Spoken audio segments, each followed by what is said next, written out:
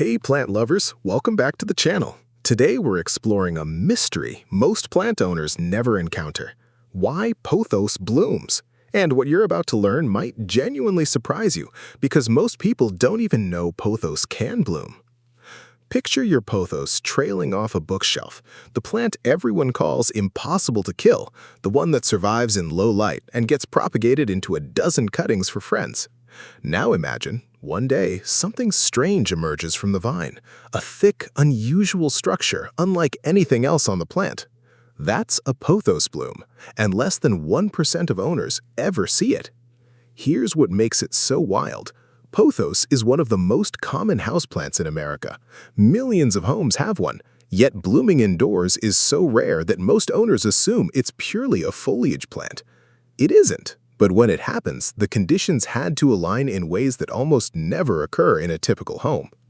Before we get into it, hit like and subscribe, because this one might change how you see this plant. What does a bloom actually look like? Not showy like an orchid. It's a spadix, a thick, fleshy spike of tiny flowers wrapped in a modified leaf called a spathe, usually cream or pale green. Subtle, almost secretive, fitting given how rarely it shows up. Blooms only appear on mature vines that have grown for years, sometimes decades. In their native Solomon Islands habitat, pothos climbs 40 to 60 feet up rainforest trees with leaves up to 3 feet wide and deeply split, nothing like the small heart-shaped leaves in our homes. Those wild vines bloom regularly because they reach true maturity. Indoors, pothos stays stuck in what botanists call the juvenile phase. Small leaves, compact growth, no ability to bloom. Recreating the conditions for maturity indoors is nearly impossible for most people, and that's where this mystery deepens. What different traditions say? In Feng Shui, pothos is already considered powerful. Its trailing vines symbolized flowing energy. Its heart-shaped leaves represent emotional connection. Practitioners place it, often called devil's ivy for its near indestructibility, in wealth corners and entryways to invite prosperity. When it blooms, Feng Shui practitioners see it as a signal. The home's energy has reached such harmony that the plant feels safe enough to stop protecting itself and start reproducing. It's shifting from survival mode to abundance mode, a genuinely significant energetic leap. A San Francisco Feng Shui consultant I spoke with, practicing for over 30 years, told me she's seen it happen in client homes exactly 3 times. A couple who just paid off their mortgage. A family business that finally turned profitable. A woman who'd recovered from serious illness. Each time, the household had just shifted from struggle to stability, which lines up strikingly with the biology too. Pothos needs years of stable, optimal conditions before it matures. In Southeast Asia, where pothos originates, blooming carries its own meaning. In parts of the Solomon Islands and Indonesia, a bloom on your land is taken as a sign the land itself approves of your presence, that the soil, water, and balance around it are healthy. When these beliefs reached Hawaii and the West Coast with Asian immigrant communities, they merged with local plant traditions. In Hawaiian plant culture, a bloom is described as the plant's way of thanking its caretaker for years of good care, a gift in return for patience. What's fascinating is how neatly these spiritual interpretations mirror the biology. Both describe a plant moving from scarcity to abundance, from bare survival to genuine thriving. Now, the science. Pothos, Epipremnum aureum, undergoes heteroblasty, meaning it has dramatically different juvenile and adult forms.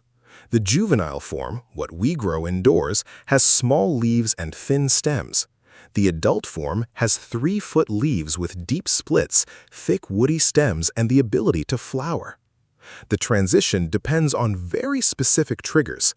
First, the vine needs to climb vertically, 15 to 20 feet minimum, with its aerial roots attaching firmly to a support. Those roots aren't just anchors, they're sensory organs.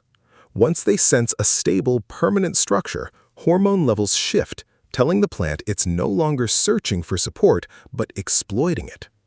Second, the vine needs intense light once it reaches the top of that climb.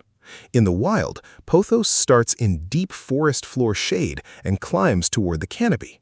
Reaching full sunlight is the final trigger. Without it, the plant can climb 20 feet up a dim hallway and still never mature.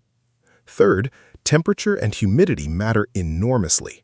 Native conditions sit at 75 to 85 degrees Fahrenheit and 70 to 90% humidity year-round, with almost no variation.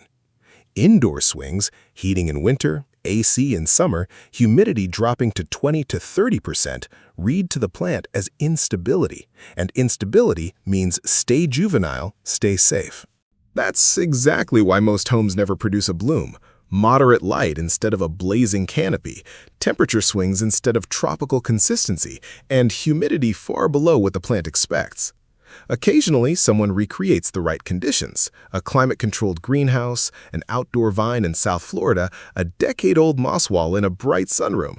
Even then, research from the University of Florida's Environmental Horticulture Department shows the maturation process takes 10 to 15 years minimum from the start of vertical climbing. This isn't a quick shift, it's a complete overhaul of the plant's growth strategy. There's one more piece worth knowing. Pothos is one of the plants NASA's clean air study identified as effective at filtering formaldehyde, benzene, and xylene from indoor air. Detoxifying the air takes energy. Once air quality improves and that burden lightens, more energy becomes available for other things, including maturity and reproduction. So when tradition says a bloom reflects a harmonious home and science says it reflects optimal conditions, they're really describing the same underlying reality. Can you make it bloom?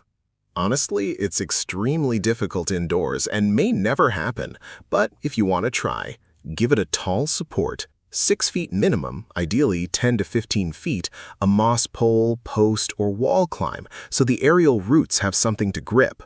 Place it near bright, intense light, ideally a south or west-facing window, especially at the top of the climb. Keep temperatures steady between 75 and 85 degrees Fahrenheit, away from cold drafts or AC vents. Push humidity up to 60 to 70% with a humidifier, daily misting, or grouping with other plants. And then, be patient. Even under perfect conditions, this takes years. Realistically, most apartments won't offer the space or climate control needed, and that's fine. Your pothos is still doing its job, purifying air, growing generously, thriving as a juvenile indefinitely. But if you're in Florida, Hawaii, Southern California, or another warm, humid climate, growing it outdoors up a tree or structure gets you much closer to its native conditions, and some botanical gardens in the tropics do see it bloom regularly. There's something poetic in how rare this is. Every trailing vine, every rooted cutting carries a hidden potential for something extraordinary it may never reach. Pothos thrives on neglect and survives forgotten waterings, but somewhere inside it holds the blueprint for 3-foot leaves, arm-thick stems, and a flower that says it has reached its full potential. Maybe that's the real takeaway.